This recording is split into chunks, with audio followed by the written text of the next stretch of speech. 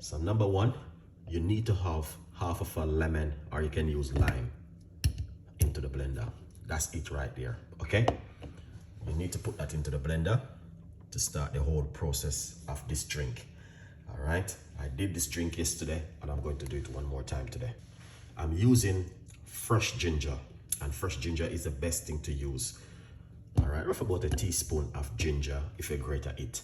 Now I'm going to tell you the reason why this is so important for us, okay?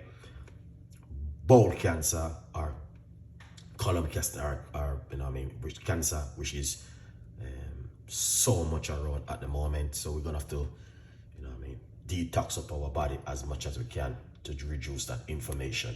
Salt. Some people might have said, oh, that's a whole heap of salt. Is that a lot of salt? Because your body needs salt. All right, guys. Yes. We're gonna put some water. All right. Right here. Okay. This is it. You want to do this first thing in the morning on an empty stomach.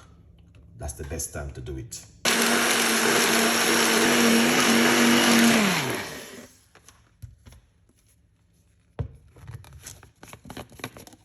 That's how it look. Frothy. Here it is. Every day for the next few days. That's what's going on in the kitchen right there. So what you want to do?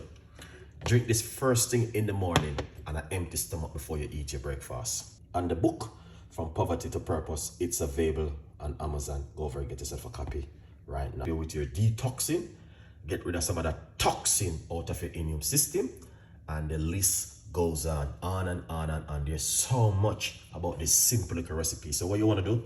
Drink this instantly. Wow, that is it right here, guys. You see? That's for me for the day. It is not morning now, it's afternoon, but a lot of people is morning for them now. All right, and that's why I share this recipe back again. Hope you guys enjoyed, and leave your comments, tell a friend, and a friend tell a friend. All right, yeah man, stay blessed.